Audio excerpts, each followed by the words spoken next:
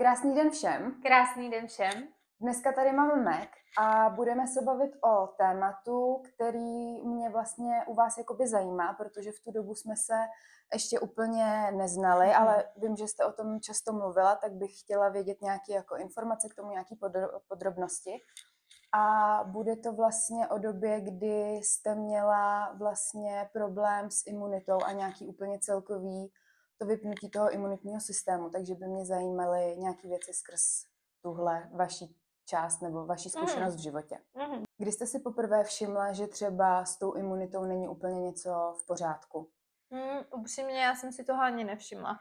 To byl tak náročný rok, ten 2019, že já jsem si ve 2018 v listopadu řekla, že si k 30 koupím činžák, napíšu knížku, do toho jsem v té době školila Instagram, byla jsem na vrcholu Instagramu, takže jsem měla bambilion spoluprácí, který jsem ale potřebovala, že jo, k tomu, abych zrealizovala ten činžák a všechno.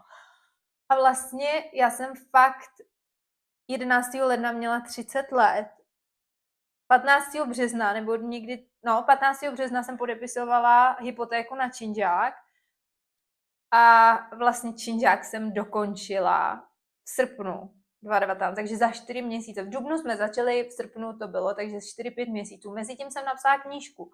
Mezitím, jak jsem říkala, školila jsem Instagram a jela jsem. Tam opravdu nebyl prostor, do toho jsem kouřila ajkosky, takže místo krabičky byly 2 krabičky, že jo, protože nebyl prostor prostě na jídlo. Já jsem jako, když jsem neřvala na stavbě na zedníky, tak jsem psala po nocích knížku, pak jsme ji rešeržovali, a nebo jsem školila, nebo prostě ty spolupráce, takže to byl totální masakr. No a v září jsem tak jako vypla, že jako to je teda všechno hotový, můžu si to odškrtat, potom 3/4 roce fakt v tom neskutečném tempu. No a sejmula mě nějaká angína, nebo něco takového to bylo. Angína, myslím, že. Dobrý, takže jsem nemocná, začíná podzim, klasika. No jo, jenomže já jsem se z té angíny mohla dostat. A říkám, to je divný. A vždycky jsem jako 2 dny byla dobrá a pak zase něco a byla jsem strašně unavená, byla jsem strašně vyčerpaná. No a pak to došlo do fáze, že jsem se jeden den probudila a měla jsem normálně tady tu tvář, tady to jsem měla úplně slitý. Teď takhle jsem měla normálně vodu. A oko jsem nemohla otevřít. Normálně prostě, jak kdyby mi dal někdo podržce a měla jsem to celý prostě, tady to bylo tak napůl, že jsem jako měla jsem takovouhle hlavu. Úplně jsem se fotila mámě a říkám, mami, a máma, ty máš nějakou alergickou reakci, nebo co se stalo? Říkám, ne, já nevím, já jsem se takhle probudila a já nemůžu z postele, já jsem normálně nemohla stát z postele. Mě bolelo i nehet na malíčku, mě bolely vlasy, mě bolelo úplně všechno. A já říkám, no tak to je v prdeli, to je konec. No a jela jsem k doktorce. Tam jsem potkala slečnu, která v batohu měla moji knížku a říkám, jestli se tam se mnou může vyfotit a jestli bych jí podepsala. Tak to bylo úplně super, že jsem byla trošku už splasknutá a že jsem se ledovala doma a teď to říkám, no výborně, jestli slečna tady to vidí, tak vás zdravím. No a jako říkám tenkrát paní doktorce, co jako je, že tohle jako není dobrý. Jo, a v to září jsem přestala kouřit i. To bylo vlastně další, že jsem si vlastně dodělala ten činžák a řekla jsem tak a teď kašlu už i na kouření, takže jsem přestala kouřit. Ano, zahodila jsem to ze dne na den, končíme. No a paní doktorka, že tohle se jí nelíbí, že je vidět, že jsem celá, jako že už to tělo prostě vyplo a že tohle jako úplně není dobrý. Takže ještě zkusíme jedny antíka. No a ono to jako nepomohlo. A já jsem pořád byla úplně jako v háji. Tak mi nasadila nějaký prasičí kmenový buňky. Stálo to. Třeba doplatek byl na ten recept raketu, jako třeba 3000, jakože v tisícovkách se bavíme, jako fakt hodně to bylo. A že to by mi mělo jako nastartovat tu imunitu, která prostě je evidentně prostě prdeli. Úplně doslova. No ale nic se nedělo. A byl listopad.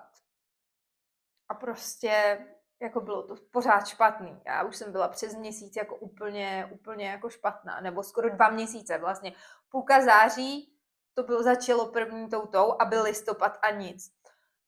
No a já jsem si říkala, že takhle to dál nejde, takže jsem si sehnala imunologa, sehnala jsem si prostě nějaký to, no a tam mi udělali vyšetření a zjistili, že mám imunitu jak dítě po narození úplně vybitou, úplně prostě nic, prostě končíme, prostě endešlu se, prostě vypínače vyplej. A říkám, no tak ho zase zapnem. A tam mi bylo vysvětleno, že to úplně není takový, jakože vypnout jde, ale zapnout takhle rychle ne. Že absolutně nesmím přijít, že teď jsem tak opravdu náchylná, jak třeba onkologicky nemocný člověk, že prostě vedle mě někdo zakašle a to tělo prostě mě úplně sejme, protože neumí si s tím poprat. Ten stres, úplně jsem ho vybila tím stresem, tím náporem, vším. Tak jsem si říkala, to si nebude sranda, tohleto. No a teď co s tím? Jako nic nepůsobilo, nic nefungovalo. A ten imunolog naštěstí jako má hodně velké zkušenosti s těma infuzema, ale který jsou placený. Vlastně jediný, kdo si infuze tady ty neplatí, tak jsou onkologicky nemocní lidi. A říkám, dobře. No baťoch, to stálo úplně prostě, jako fakt, já jsem to asi při 25 000 přestala počítat. Nejdřív jsem jezdila 2krát v týdnu na infuze, pak jsme viděli, že se to začíná zvedat, takže pak jsme přešli někdy po novém roce na 1 týdně. No a do toho byl covid. Únor, covid. Já vím, že asi na covid nekoukáte, jako mnoho lidí na to nekouká dobře, ale pro mě opravdu, já do dneška říkám, pro mě to byl balzám na duši. Najednou všechno se zastavilo, všechno se vyplo, já se přisunula k rodičům na barák a já pro mě prostě, já nikdy nezapomenu, tak jsem vyšla vždycky na terasu. To ticho, ten klid, modrý nebe, pořád byla modrá obloha, nikde žádný mraky.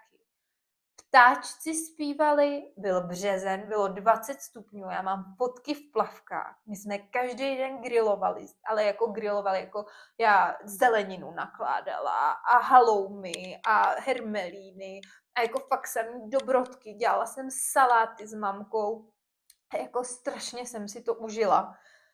Tím, že díky bohu nikdo u nás nebyl nemocný nebo neskonal na covid, tak jako opravdu, jako influencerka jsem měla nejvíc práce v historii. Já jsem každý den solila tam nějakou reklamu, každý den jsem měla energii, čas, sílu na ty lidi, povídat si tam s nima.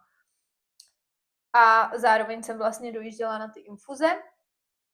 No, pak jsme to prodloužili na 1 za 14 dní, 1 za měsíc, no a až v červnu 2000 jsem byla zpátky.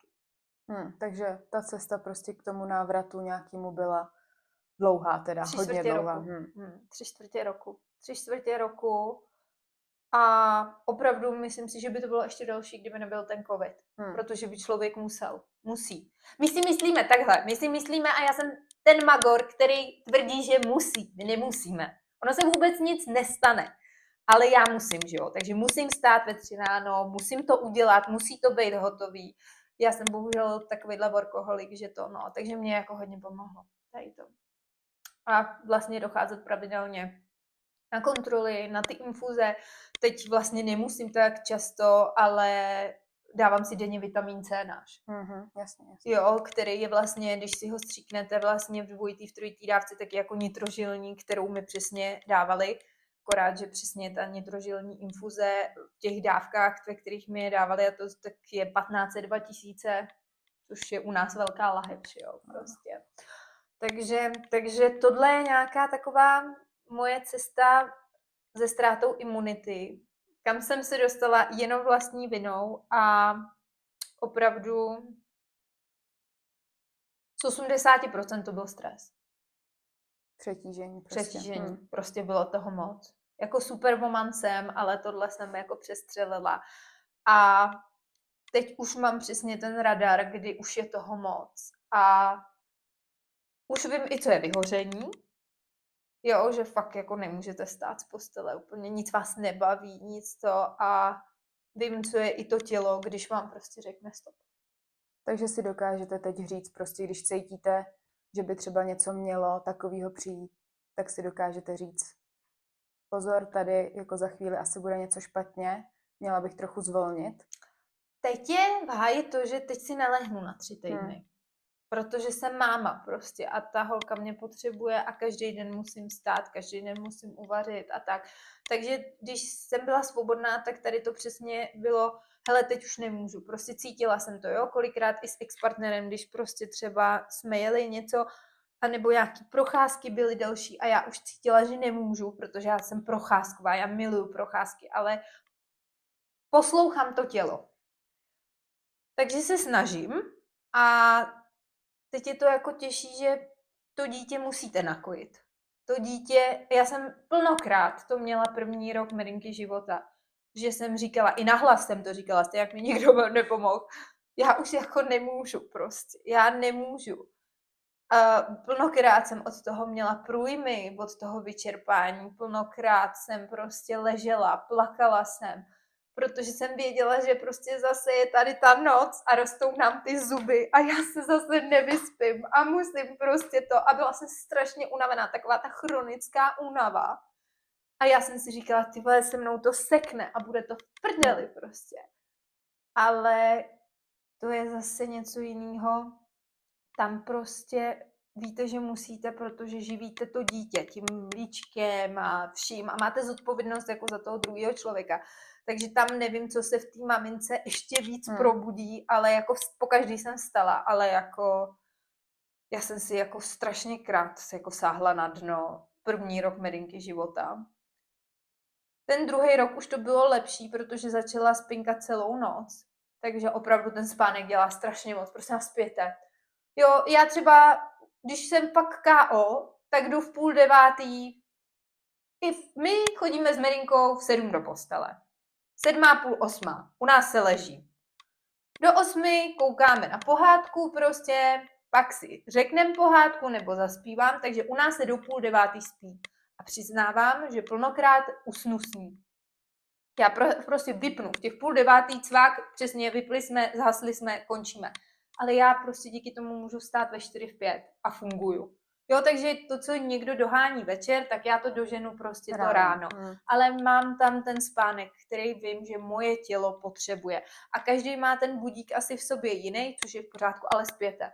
Jako zkusili jsme v létě přesně si střihnout z Market tu pracovní noční a prostě obě jsme se shodli na tom, že už nám není 20 a že to není prostě takový, jako že jo, to dáme 3 dny bez spánku, no problém. A není v tom alkohol, nejsou v tom drogy, panebože, nic, jo, prostě, ale pracovat. Ani kafe. Ani kafe, my ani jedna nepijeme kafe, ano.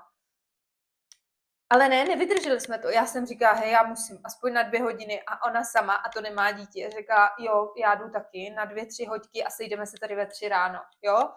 Takže prostě já jsem šla v 11 nikdy a Market šla ve 12 a sešli jsme se ve 3 ráno, ale potřebovali jsme aspoň ty 3 hoďky. Takže myslím si, že čím je člověk starší, tím ta baterka je taky úplně jinak silná.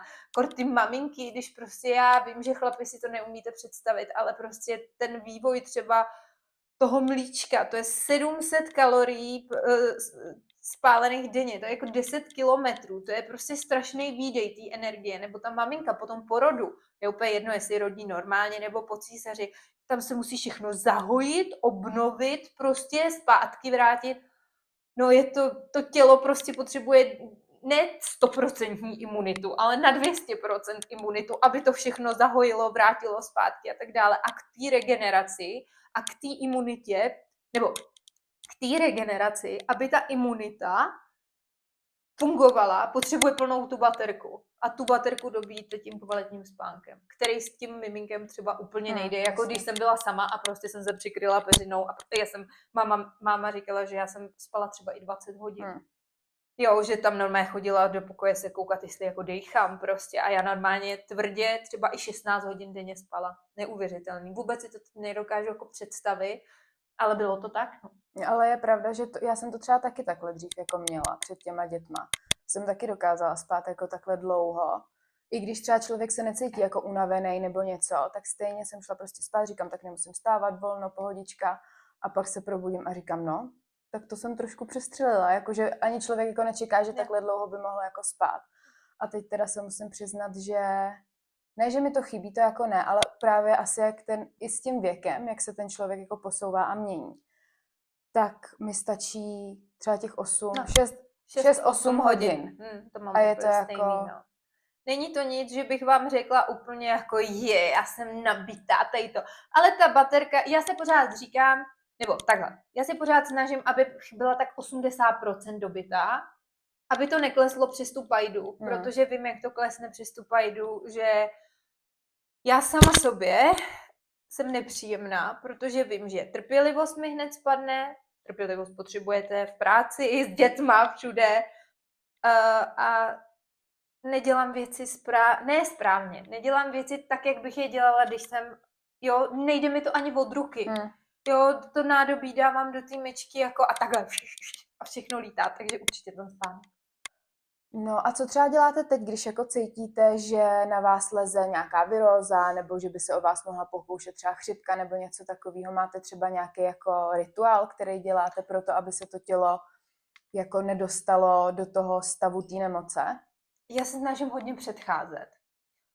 Já jsem jako nebyla nemocná, jako nebyla, jako od covidu jako neměla žádný antibiotika, vlastně od toho, jak mi vypla ta imunita. A jako nějaká rýma. Ale já mám dutiny pořád plný, ale takže u mě je to jako, že to, ale jako angínu, nebo jako to jsem neměla 5 let minimálně. Já se snažím předcházet, takže denně, takže ráno, každý ráno vstanu, vlažná voda s naším Cčkem. Jedna lékařka mi vysvětlila, ať moc nepoužívám vitamin C, on hodně překyseluje žaludek a vlastně ty kyseliny potom dráží ten tračník, takže používám náš vitamin C probio, prebio, protože vlastně, jak je to všechno hezky čistý, tak vlastně hezky ty probiotika jdou do střeva druhý mozek, imunita. Zapiju si hormonek s tím. No, opravdu se snažím dodržovat ty detoxy. Fakt jednou za 3 až 6 měsíců vyčistit si ty střeva, aby opravdu to tělo bylo vyčištěné od těch toxínů, který denně přijímáme, i když už od 2019, takže 7 let nekouřím. Prosecco, dobře, že si dám prosecco s vodou, ale nepiju každý den, že jo. Někdy nepiju, i 14 dní si nedám ani skleničku, takže to se jako nedá úplně počítat jako toxín. No ale žijeme v takovém celkovém prostě prostředí. No a když cítím, že opravdu už jako mi dochází ta baterka a nestačí mi prostě naše dvojitý dávky třeba vitamínu C, tak si zajdu na infuzi. Ale tam já ani tak nehraju na ten vitamin C, který my přijímáme jako to, ale tam mi dávají různý minerály, glutationy a mnoho dalšího. Tam je vždycky sestřička. Nějaký asi elektrolyty jsou tam taky, ne pro... Tam je toho strašně moc, hořčíky, zinky, tam je magnézia, tam je toho opravdu strašně moc a pan doktor vždycky řekne, sestřička namíchá a vlastně mi to pustí žilou, no. Jo. Takže to je taková ta moje záchrana, kdy vím ale snažím se jako nedostat do téhle fáze, kdy tam přijdu úplně zdrchaná, ale už se to taky stalo, nebudu říkat, že ne, myslím, že to bylo v době, kdy jsme dělali web a tak a jo, když spadla ta platební brána, to mě taky úplně sejmulo, takže snažím se tomu předcházet. Vím, že to jde. Spánek, vitamin C, všechno srovnat v hlavě, protože ten stres dělá nejvíc. A když prostě jste ve stresu, tak se vám blbě spí a tak dále. Takže já preventivně kapky na míru, já to přiznám, říkám, že v každé etapě života si dělám na něco jiného. Teď třeba aktuálně tam mám trpělivost, mám tam strachy o druhý, protože je to hrozná blbost. Já jsem se začala strašně bát o medinku a je to úplná blbost, protože tím nervuju jenom sama sebe. Ale je to přesně těma debilníma médiema a já vůbec nic nečtu. Já se snažím absolutně nezapínat televizní zprávy, nic takového, ale vyjedou na vás různý články. A vím, co byl ten spouštěč, že se snažili unést nějaký dítě ze školky tamhle někde, ale že učitelce to bylo divný, jak je to strejda a tady to. No a ve mně to vyvolalo takový strach, že já od té doby každý den si říkám, jakože abych jí tam našla v té školce, jakože se bojím, no, takže jsem si na to hned udělala kapky, protože nervuju, zase jenom sama sebe stresuju, mám tam, říkám, strachy o druhý, trpělivost, sebelásku, to tam mám pořád a sebejistotu, protože jsem zjistila, jak jsme byli na tom hokeji v prosinci, že si úplně nevěřím, tak jak možná se zdám, no, tak to tak není. Takže jsem si tam dala tu sebejistotu, abych opravdu věřila a aby přesně, když mi někdo řekne, jo, byla jsi dobrá, tak já jsem vlastně věděla, že jsem byla dobrá, ale pořád to bylo to dobrý, nebylo Jo, že to... vás někdo jakoby, nebo že by vás někdo ujišťoval v tom, že Přesně. to bylo dobrý. Jo, protože věděla jsem, že jsem mluvila hezky, věděla jsem, že jsem byla dobrá, tak to stačí, tečka, prostě seš dobrá. Já bych se teď teda vrátila úplně k tomu, o čem jsme mluvili jakoby poprvé, o té celkové zkušenosti a těm, co se vám stalo. Kdybyste měla celkově celou tu zkušenost skrz tu ztrátu té imunity shrnout do nějaký jedné věty, třeba co vám to dalo nebo co vám to vzalo, co by to bylo? Dalo mi to činžák. Ne, dalo mi to knížku, ne, prostě dalo mi to strašně moc, že jo, pochopila jsem, že to zdraví je strašně křehký a vůbec to není o tom, že prostě jedeš, huntuješ to tělo, přesně od té doby vím, že je to jak s tím autem, denní servis, ne žádný jednou ročně, prostě preventivky a já jsem si na tohle vždycky dávala pozor, zubaři, gynekologie, prostě obvodák, no vůbec to o tom není, prostě to je o denní péče prostě. A pak to tělo teda můžete huntovat, ale říkám, no, každý má tu baterku jinou. Takže více poslouchat, určitě. A opět, jako 90% je stres.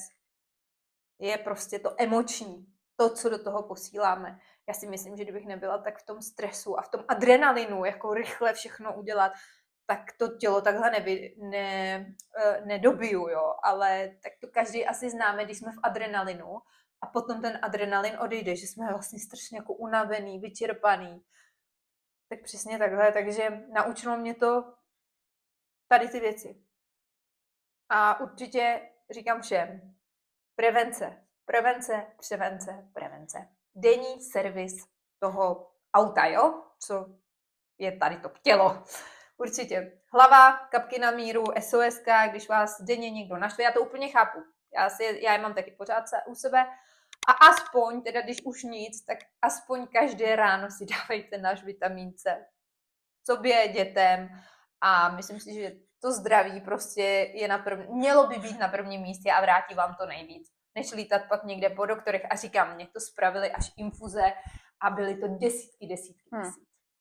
Souhlasím, tak jako my tady Cčko, že jo, doma jedem non-stop a moje holky nejsou jako vůbec nemocní prostě, nebo když přijde něco nějaká, ale tak je to rýmička třeba na 3 dny a pak jsou jako v pohodě, takže souhlasím a poslouchejte svoje tělo, protože to tělo ví a když jste v tom přetížení a fakt jako jedete na to maximum a neposloucháte ho, tak přesně můžete dopadnout jako tady Mac a myslím si, že to asi úplně nikdo jako nechce zažít, protože i celkově z toho pak jako vypadnete, že jo, z toho rytmu, protože nemůžete to uzdravení trvá dlouho a než zase najedete jako zpátky, tak to prostě nějakou dobu trvá.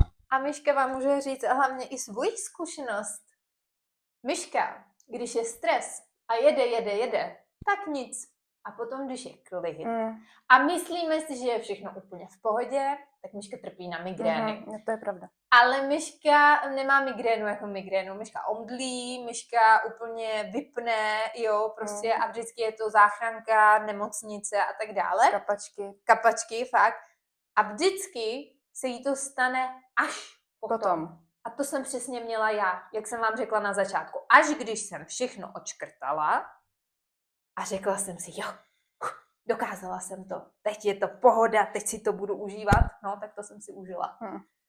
No a já musím teda zaklepat, protože už hodně dlouho, více jak rok určitě. Hodně dlouho žádná takováhle situace nenastala, takže doufám, že to tak bude i pokračovat. Tak já vás budu udržovat na menším stresu. Ne, já si myslím, že tu hladinku. Já si myslím, že to hlavně dělá i to Cčko. Prostě denní dávka vitamínu C, ono, ten nervový systém. Nevím, jestli taky, já jim Hormonex ráno, nevím, jestli vy si dáváte Hormonex. A tady to, je to přesně o tom, že ty kapky i ty produkty si zpětně oceníte. Že to není nic, co bych si teď píchla a řekla, je, stal se zázrak. A teď hned je ten efekt. Ale ne, přesně s odstupem času. A ono je jako, fakt, teď taky můžu říct ještě jednu věc, ohledně teda imunity dítěte. Medinka chodila rok do jesliček a rok v jesličkách jim dávali náš vitamin C. Moje Medinka za celý rok v jesličkách byla jednou nemocná, měla bronchitidu, kterou chytla od Eminky v létě, v červnu. Teď jsme 1,5 měsíce ve školce, Céčko jim tam zatím moje nedávají, protože potřebují souhlas od všech rodičů a tak dále. Nemají tam čističku vzduchu, nic. Já už mám. Už jsem měla 2krát medinku doma s rýmou.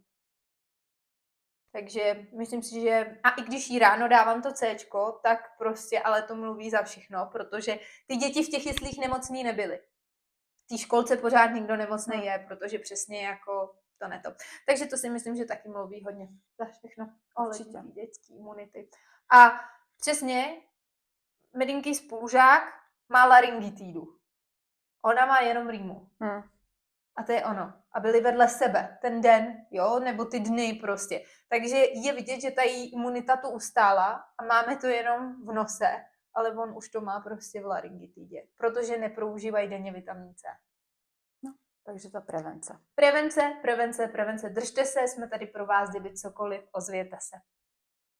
Já vám moc děkuju. Zase mě to nějakým způsobem k vám trošku víc přiblížilo, i když jsem teda prostě věděla, že takováhle situace nějaká tam byla, ale tak jsem přesně nevěděla, co. Takže vám chci poděkovat, že jste se o to se mnou podělila. Rádo se stalo. A my se uvidíme třeba zase příště u nějakého dalšího rozhovoru. Máte se na co těšit. Máme těch scénářů hodně. Mějte se hezky.